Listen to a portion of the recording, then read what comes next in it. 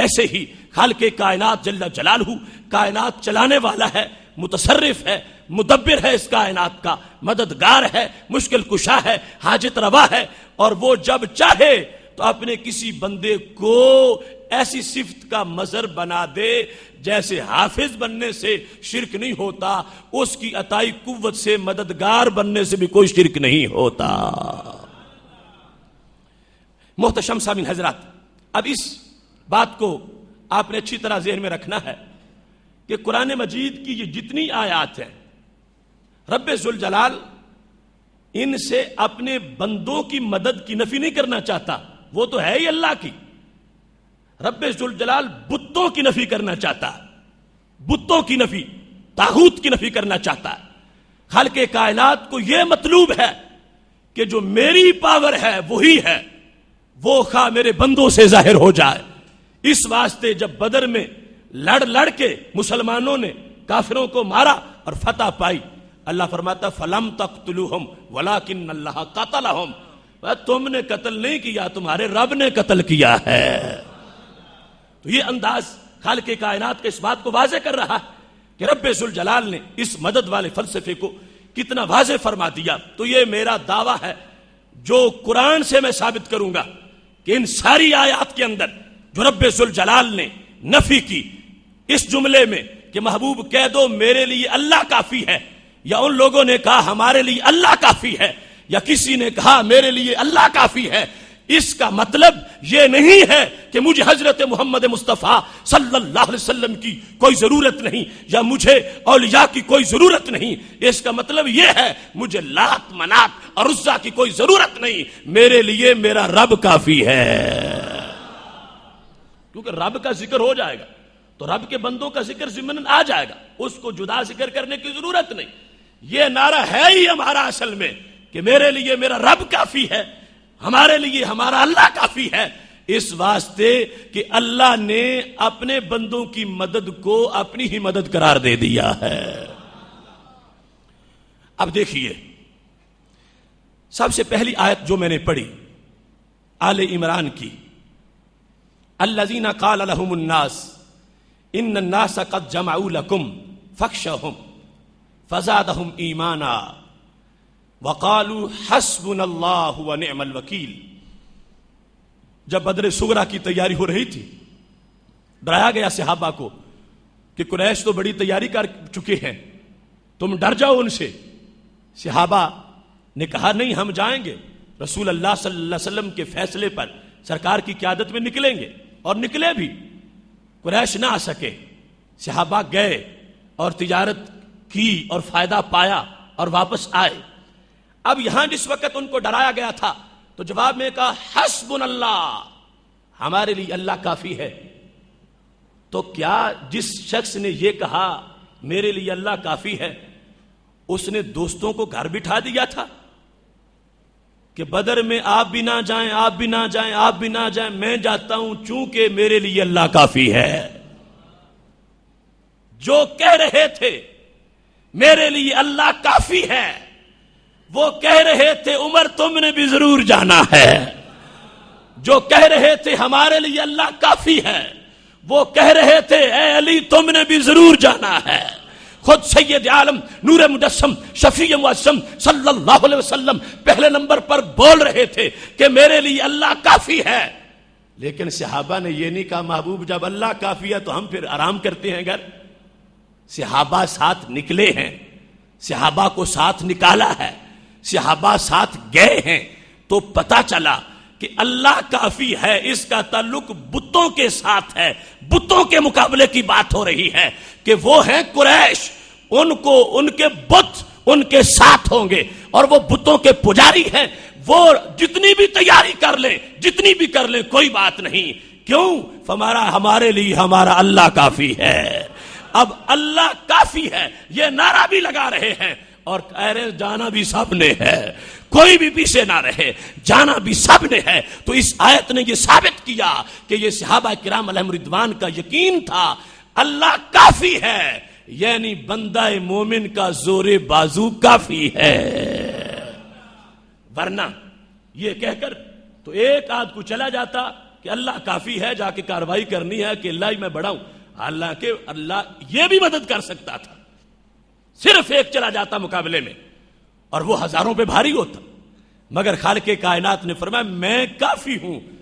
تو میں نے جیسے قرآن کی حفاظت حافظوں سے کروائی ہے، دین کی مدد بندوں سے کروانی ہے، دین کی مدد فرشتوں سے کروانی ہے۔ تو خالق کائنات جل جلالہ کا یہ فرمان، جسے کوئی چھاپ کے اللہ والوں کی نفی کرنا چاہتا ہے اسے سوچنا چاہیے، یہ تو شان ہے اللہ والوں کی، یہ تو اظہار ہو رہا ہے اللہ والوں کا کہ جب ان کو ڈرایا گیا وہ ڈرے نہیں اور کہتے ہیں ہمارے لیے اللہ کافی ہے، حالانکہ اللہ ان کو نظر نہیں آ رہا۔ ان کو کس نے سہارا دیا؟ وہ ہیں حضرت محمد مصطفیٰ صلی اللہ علیہ وسلم، جن کے کہنے پر وہ رب کو کافی مان رہے ہیں، ان کی ذات اسی کفایت کا ایک حصہ ہے۔ دوسرے نمبر پر آیت نمبر 38 جو زمر کے اندر ہے، خالق کائنات جل جلالہ فرماتا ہے قل افرائیتم، یہ میں نے کہا تھا نا بات ہے مشرکوں کی، اور کھینچ کے لاتے ہیں معاذ اللہ نبی علیہ السلام کی طرف، کھینچ کے لاتے ہیں حضرت صدیق اکبر رضی اللہ تعالیٰ عنہ کی طرف، اور کھینچ کے لاتے ہیں حضرت علی رضی اللہ تعالیٰ عنہ کی طرف، اور کھینچ کے لاتے ہیں حضرت پیران پیر حضرت شیخ عبد القادر جیلانی رحمت اللہ علیہ کی طرف، اور کھینچ کے لاتے ہیں حضرت داتا گنج بخش حجویری رحمت اللہ علیہ کی طرف۔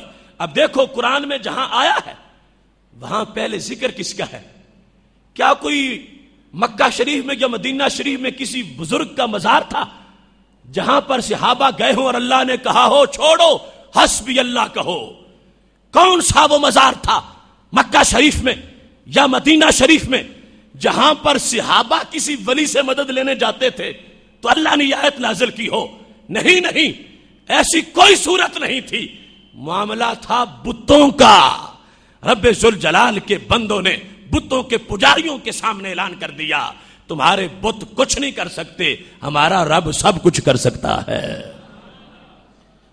قل، میرے نبی کہہ دو، افرائیتم، خبر دو تم مجھے اے کفار، ما تدعون من دون اللہ، ان کی جن کی تم پوجا کرتے ہو اللہ کے سوا، ان ارادنی اللہ بدر هل هن کاشفات ضرہ، اگر رب نقصان پہنچائے تو کیا یہ مشکل کشا بن سکتے ہیں کہ اس مشکل کو ٹال دے؟ اور ارادانی برحمہ حل ہن ممسکات اور رحمتی، رب رحمت دینا چاہے اور یہ آگے روک دیں، کیا یہ روک سکتے ہیں؟ فرمایا نہیں، قل حسبی اللہ، محبوب میرے کہہ دو میرے لیے اللہ کافی ہے۔ اب دیکھنا اس میں کلیئر ذکر ہے کس کا؟ ما تدعون من دون اللہ۔ اب ما تدعون من دون اللہ، جن کو تم اللہ کے سوا پوجتے ہو، یہ حضرت صدیق اکبر تو نہیں نا پوجنے والے، یہ حضرت فاروق اعظم رضی اللہ تعالیٰ عنہ تو نہیں ہے، یہ حضرت عثمان غنی رضی اللہ تعالیٰ عنہ نہیں ہے، یہ حضرت علی رضی اللہ تعالیٰ عنہ نہیں ہے، یہ صحابہ نہیں ہے، یہ کون ہے جن کو سرکار کہتے ہیں کہ تم بتاؤ مجھے بتوں کے پجاریوں؟ تو یہ مومن نہیں، یہ خطاب ہے مشرکوں سے، بات ہے مشرکوں سے، کسی مومن کی بات نہیں جو کلمہ پڑھ چکے تھے، کسی صحابی کی بات نہیں، یہ بات ہے مشرکین کی۔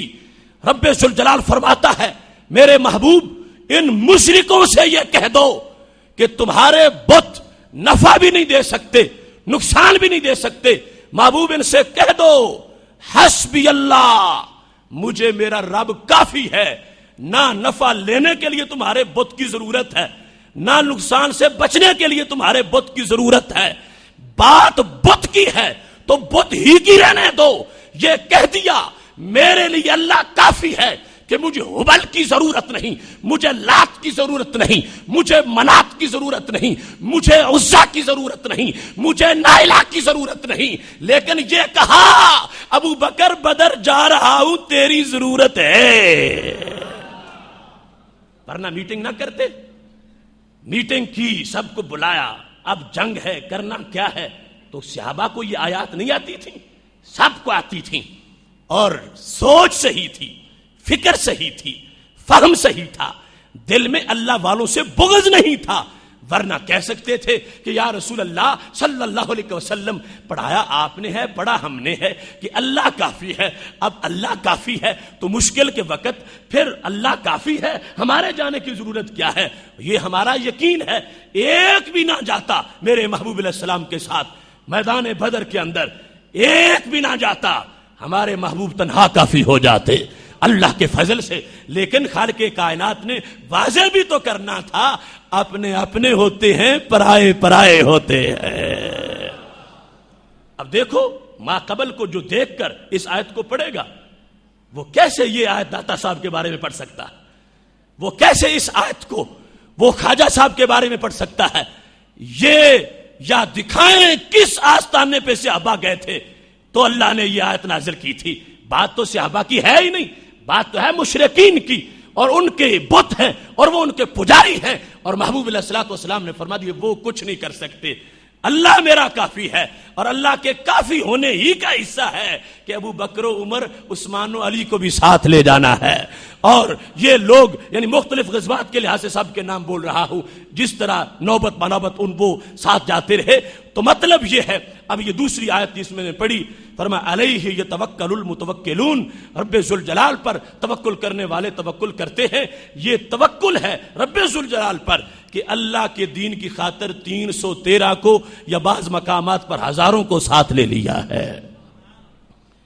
تیسری آیت جو سورہ توبہ میں ہے، اللہ تعالیٰ فرماتا ہے فَإِن تَوَلَّوْا فَقُلْ حَسْبِيَ اللَّهُ، اگر وہ پھر جائیں، یعنی کافروں کو دعوت دی خدا ایک ہے میں اس کا رسول ہوں مان جاؤ، رب ذوالجلال فرماتا ہے اگر وہ پھر جائیں تو تم کیا کہو؟ فَقُلْ حَسْبِيَ اللَّهُ، اگر وہ پھر جائیں تو تم کہو میرے لیے اللہ کافی ہے۔ حالانکہ کوئی پھرے یا نہ پھرے اللہ تو ہمیشہ ہی کافی ہے، لیکن یہاں شرط اور جزا کے طور پر استعمال کیا، اگر وہ پھر جائیں تو تم کہو میرے لیے اللہ کافی ہے۔ مطلب کیا تھا؟ محبوب جو کلمہ نہیں پڑھتا اور سمجھتا ہے کہ میں نہیں جاؤں گا ان کی چھتری کے نیچے تو یہ کامیاب کیسے ہوں گے، میں ان کا غلام نہیں بنوں گا تو ان کی دھاک کیسے بیٹھے گی، ان کے ساتھ میں نہیں چلوں گا تو یہ کامیاب کیسے ہوں گے، فرما محبوب کہہ دو ابو جہل سے، کہہ دو عتبہ سے، کہہ دو شیبہ سے، کہہ دو ان موذیوں سے کہ تم گھر بیٹھو میرے لیے میرا رب کافی ہے۔ فَإِن تَوَلَّوْا، اگر وہ پھر جائیں تو کہو اس پھرنے کے موقع پر کہ تم پر ہم نے کوئی اعتماد کیا ہی کوئی نہیں، ہم جھنڈا لے کے نکلے ہیں، رب نے سپاہی ابو بکر و عمر جیسے بنا دیے ہیں۔ وہ پھر جائیں، دوسرے ابو جال وغیرہ مشرکین منافقین ہٹ جائیں، محبوب گھبرانے کی کوئی ضرورت نہیں ہے، ان کی کوئی ضرورت نہیں، رب کافی ہے۔ اب رب کے کافی ہونے کا مطلب کیا بنا؟ فرمایا جہاں ان میں سے کوئی سمجھتا ہے کہ میں جھنڈا لے کے نکلا تو پھر یہ کامیاب ہوں گے، فرمایا وہ گھر بیٹھے، تمہارا عمر جو جھنڈا لے کے چلنے والا ہے، جو یہ سمجھتا ہے کہ میں ساتھ ہوا تو پھر تمہارا روب بیٹھے گا، فرمایا وہ گھر رہے، تمہارا علی جو روب کے لیے ساتھ موجود ہے۔ تو فرمایا یہ قل حسبی اللہ، میرے لیے میرے اللہ کافی ہے۔ تو مقابلہ ان کے ساتھ تھا، کلام کا رخ ان کی طرف تھا، نفی ان کی تھی کہ ابو جال